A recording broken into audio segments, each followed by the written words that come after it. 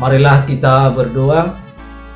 Tuhan Allah Bapa kami yang di surga, kami hendak mendengar firman-Mu. Biarlah Engkau menguasai hati dan pikiran kami, sehingga firman-Mu dapat berakar, bertumbuh dan berbuah dalam hidup kami. Dalam nama Yesus kami telah berdoa. Amin. Salam, selamat hari Minggu bagi kita semuanya. Kita bertemu kembali pada hari ini, pada hari Minggu tanggal 22 November 2020 dalam minggu akhir tahun gereja. Firman Tuhan yang menyapa kita diambil dari kitab Matius pasal 25 ayat 31 sampai ayat 46. Demikian firman Tuhan. Penghakiman terakhir. Apabila ada manusia datang dalam kemuliaannya dan semua malaikat bersama-sama dengan dia, maka ia akan bersemayam di atas tahta kemuliaannya. Lalu semua bangsa akan dikumpulkan di hadapannya, dan ia akan memisahkan mereka seorang daripada seorang, sama seperti gembala memisahkan domba dari kambing. Dan ia akan menempatkan domba-domba di sebelah kanannya dan kambing-kambing di sebelah kirinya. Dan raja itu akan berkata kepada mereka yang di sebelah kanannya, "Mari, hai kamu yang diberkati oleh Bapakku, terimalah kerajaan yang telah disediakan bagimu sejak dunia dijadikan. Sebab ketika aku lapar, kamu memberi aku makan. Ketika aku haus, kamu memberi aku minum. Ketika aku seorang asing, kamu memberi aku tumpangan. Ketika aku telanjang, kamu memberi aku pakaian. Ketika aku sakit, kamu melawat aku. Ketika aku di dalam penjara, kamu mengunjungi aku." Maka orang-orang benar itu akan menjawab dia, katanya, "Tuhan, bila manakah kami melihat Engkau lapar dan kami memberi Engkau makan, atau haus dan kami memberi Engkau minum? Bila manakah kami melihat Engkau sebagai orang asing dan kami memberi Engkau tumpangan, atau telanjang dan kami memberi Engkau pakaian? Bila manakah kami melihat Engkau sakit atau dalam penjara dan kami mengunjungi Engkau?" Dan raja itu akan menjawab mereka, "Aku berkata kepadamu, sesungguhnya segala sesuatu yang kamu lakukan untuk salah seorang dari saudaraku yang paling hina ini, kamu telah melakukannya untuk aku." Dan ia akan berkata juga kepada mereka yang di sebelah kirinya, "Enyahlah dari hadapanku, hai kamu orang-orang terkutuk, enyahlah ke dalam api yang kekal, yang telah sedia untuk iblis dan malaikat-malaikatnya. Sebab ketika aku lapar, kamu tidak memberi aku makan. Ketika aku haus, kamu tidak memberi aku minum. Ketika aku seorang asing, kamu tidak memberi aku tumpangan. Ketika aku telanjang, kamu tidak memberi aku pakaian. Ketika aku sakit dan dalam penjara, kamu tidak melawat aku." Lalu mereka pun akan menjawab dia, katanya, "Tuhan, bila manakah kami melihat Engkau lapar atau haus atau sebagai orang asing atau telanjang atau sakit atau dalam penjara dan kami tidak melayani Engkau?" Maka ia akan menjawab mereka, "Aku berkata kepadamu, sesungguhnya segala sesuatu yang tidak kamu lakukan untuk salah seorang dari yang paling hina ini, kamu tidak melakukannya juga untuk aku." Dan mereka ini akan masuk ke tempat siksaan yang kekal, tetapi orang benar ke dalam hidup yang kekal. Sedemikian jauh pembacaan firman Tuhan. Saudara-saudara yang kami kasihi di dalam Kristus Yesus, pada minggu ini kita telah memasuki minggu akhir tahun gereja, atau minggu memperingati orang-orang yang telah terlebih dahulu meninggalkan kita dari tengah-tengah dunia ini, atau memperingati orang-orang yang sudah mati. Di dalam minggu kita pada saat ini, tema khotbah kita diikat dengan penghakiman terakhir. Saudara-saudara yang terkasih di dalam Kristus Yesus, dalam pasal 24 sampai 25 dalam Injil Matius, bahwa Yesus banyak berbicara tentang perumpamaan. Mulai dari perumpamaan tentang pohon ara, perumpamaan tentang hamba yang setia dan hamba yang jahat, perumpamaan tentang gadis-gadis yang bijaksana dan gadis-gadis yang bodoh, dan juga perumpamaan tentang talenta. Tetapi di dalam perikop kita pada saat ini, Yesus tiba-tiba berbicara tentang penghakiman terakhir, yaitu tentang kedatangannya yang kedua kali ke tengah-tengah dunia ini. Saudara-saudara, hal yang menarik yang dapat kita lihat dalam perikop ini, yang pertama adalah penghakiman terjadi antara kelompok domba dan kelompok kambing. Bukannya antara kelompok domba dan kelompok serigala atau domba atau binatang yang lainnya. Ternyata bahwa hanya sedikit perbedaannya yang dapat kita lihat dalam perikop kita pada saat ini. Dan hal yang kedua yang dapat kita lihat dalam perikop ini yang menarik adalah bahwa Yesus menyatakan dengan tegas dan pasti bahwa ciri-ciri seorang Kristen yang sejati bukanlah imannya, bukanlah pengetahuan kitab sucinya, melainkan kasih yang dapat diberikannya kepada mereka yang membutuhkan. Bukti seorang Kristen sejati adalah kemampuannya melakukan perbuatan kasih. Kelompok domba akan mewarisi kerajaan Allah karena mereka telah menanggapi kebutuhan sesama akan kasih, perhatian, dan pelayanan. Dan kambing adalah melakukan hal yang terbalik seperti yang dilakukan oleh domba. Saudara-saudara yang kami kasih dalam Kristus Yesus, keseriusan kewajiban seorang Kristen untuk membantu sesama dia nyatakan dengan tegas oleh Yesus dengan teguran, dengan mengatakan di dalam Matius 25 ayat 41, "Enyahlah dari hadapanku, hai kamu orang-orang terkutuk, enyahlah ke dalam api yang kekal yang telah sedia untuk iblis dan malaikat-malaikatnya." Saudara-saudara yang kami kasih dalam Kristus Yesus, bahwa ciri ini adalah apabila dapat dibuktikan di dalam kasih. Ciri-ciri Kristen yang sejati adalah diibaratkan seperti domba yang dapat saling mengasihi. Perbuatan nyata di dalam kasih untuk memberikan pertolongan, bantuan kepada orang-orang yang membutuhkan. Sedangkan kambing adalah biasanya hidup secara egois, hidup secara menyendiri. Dan hal yang ketiga yang menarik di dalam khotbah ini adalah reaksi, baik itu dari kelompok domba maupun dari kelompok kambing terhadap apa yang telah diucapkan oleh Yesus. Ada sesuatu kekagetan yang mereka luapkan dari reaksi yang timbul dari hadapan mereka setelah Yesus berbicara tentang kebutuhan orang-orang yang harus ditolong dan harus dibantu. Saudara-saudara, bahwa kelompok domba dan kelompok kambing sama-sama mengantisipasi penghakiman yang berbeda.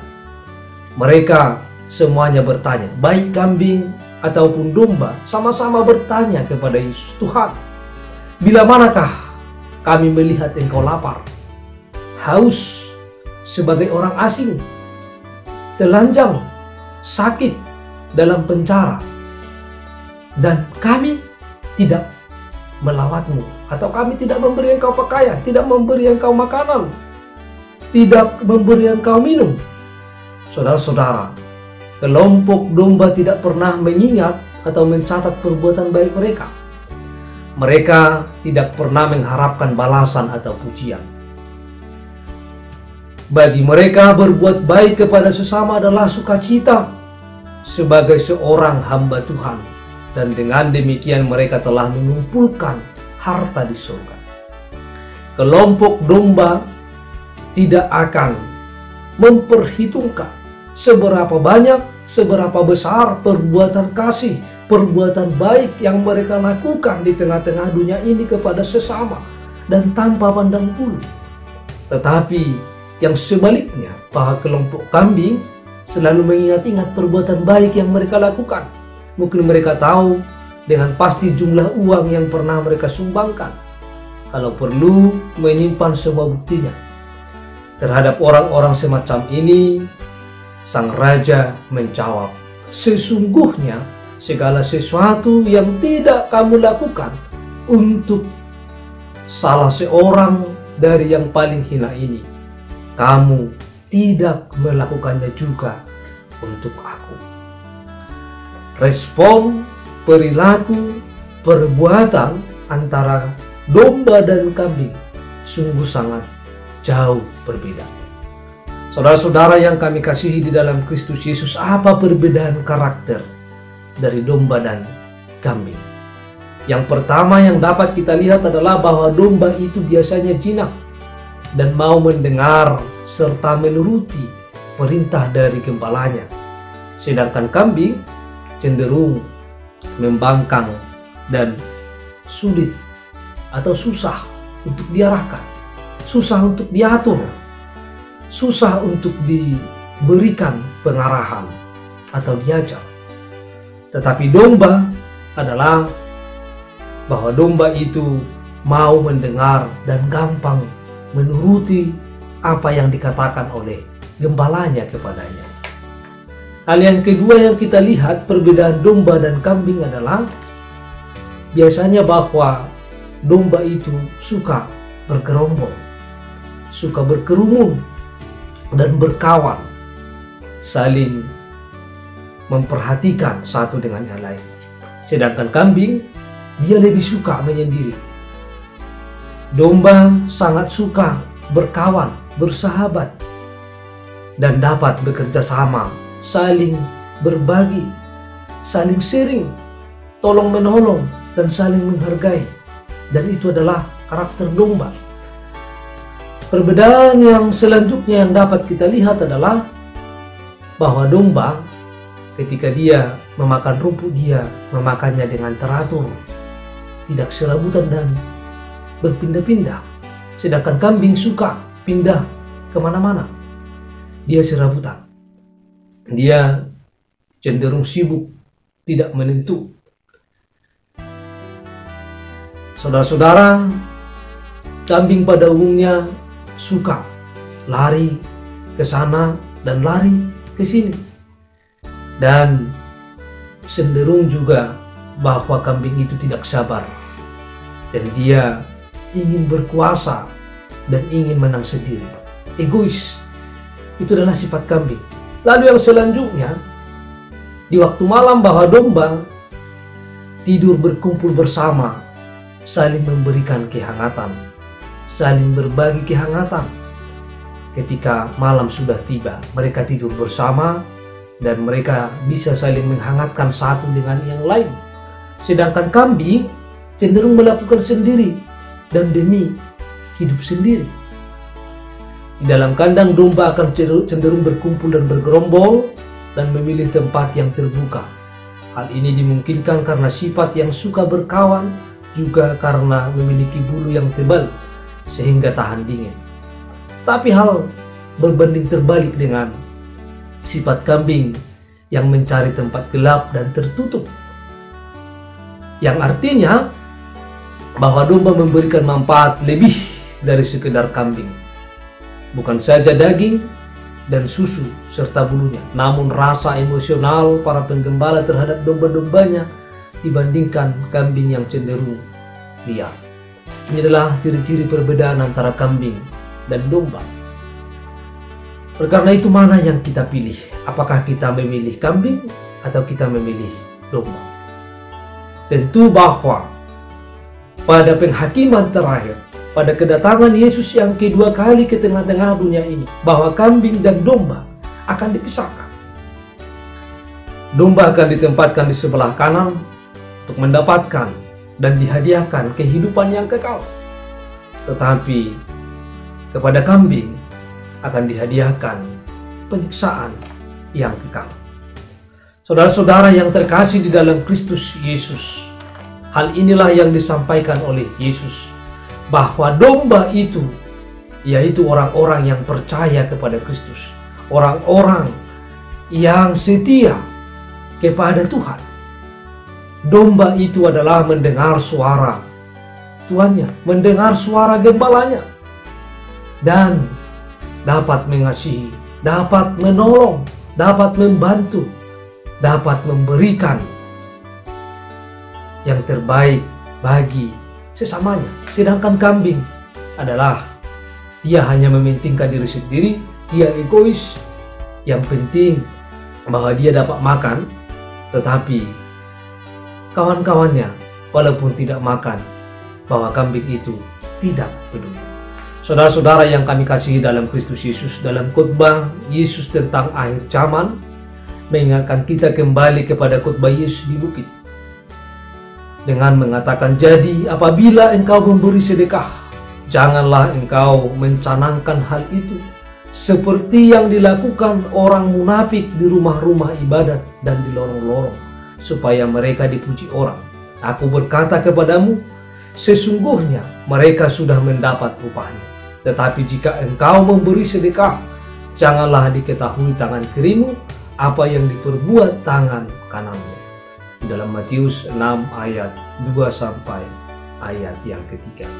Penghakiman Tuhan akan mencatat semua momen dalam kehidupan kita, di mana kita tanpa sadar mengulurkan tangan kepada sesama yang membutuhkan, di mana kita melakukannya sesuai dengan jati diri yang sesungguhnya, bukan demi pamrih atau keuntungan pribadi. Hanya satu hidup yang dapat menanggapi kebutuhan orang lain dengan cinta yang tak terbatas, yakni hidup Yesus. Kita dapat memiliki hidup itu apabila kita menerimanya di dalam hati kita yang terdalam. Setelah memilikinya di dalam hati kita yang terdalam, kita siap sedia untuk menggapai sesama dengan kasih. Saudara-saudara yang kami kasihi di dalam Kristus Yesus, firman ini mengajak kita semuanya supaya kita hidup seperti domba. Hidup seperti orang yang percaya bahwa kita dapat menolong orang, kita dapat mendengar, dan kita dapat menuruti setiap apa yang difirmankan Tuhan di dalam kehidupan kita.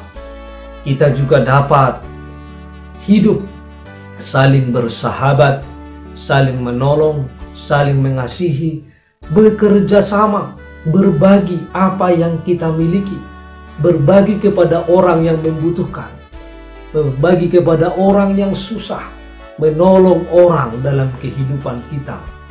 Dan yang ketiga adalah bahwa kita bisa hidup dengan setia, hidup dengan taat kepada Tuhan dalam kehidupan kita sehari-hari. Oleh karena itu, bahwa firman ini mengajak kita semuanya supaya sebelum Yesus datang kedua kali ke tengah-tengah dunia ini, bahwa kini saatnya bahwa kita harus mendengar suara Tuhan, kita harus mampu menolong orang lain, sebab ketika kita menolong orang lain, bahwa kita juga adalah sama melakukannya seperti untuk Tuhan. Ketika kita memberikan sedekah, memberikan bantuan kepada orang-orang yang membutuhkan, maka kita adalah sama memberikannya kepada Tuhan. Karena Tuhan Yesus berkata tadi dalam firman ini, ketika kita memberikan kepada orang yang paling hina ini, orang yang dikucilkan oleh masyarakat, menolong orang yang paling hina, maka itu adalah sama memberikannya kepada Tuhan. Oleh karena itu, dengan cara itu kita mau menantikan kedatangan Yesus kedua kali sebagai hakim ke tengah-tengah dunia ini dengan cara hidup yang benar, dengan mau menuruti firman Tuhan, mau menolong orang lain, saling menopang, saling mengasihi, dan perbuatan kasih yang nyata. Itu adalah yang dikehendaki oleh Tuhan. Tuhan Yesus memberkati. Selamat hari Minggu bagi kita semuanya. Mari kita berdoa. Tuhan Allah Bapa kami yang di surga, kami telah mendengar firman-Mu. Biarlah kuasa Roh Kudus-Mu yang senantiasa hidup di dalam kami, sehingga kami dapat menantikan Tuhan dengan menyatakan kasih, perbuatan kasih dalam kehidupan kami, menolong sesama kami, menolong orang yang membutuhkan dalam kehidupan kami, sehingga dengan itu kami setia dan taat menantikan Tuhan dalam hidup kami. Dalam nama Kristus Yesus kami telah berdoa. Amin.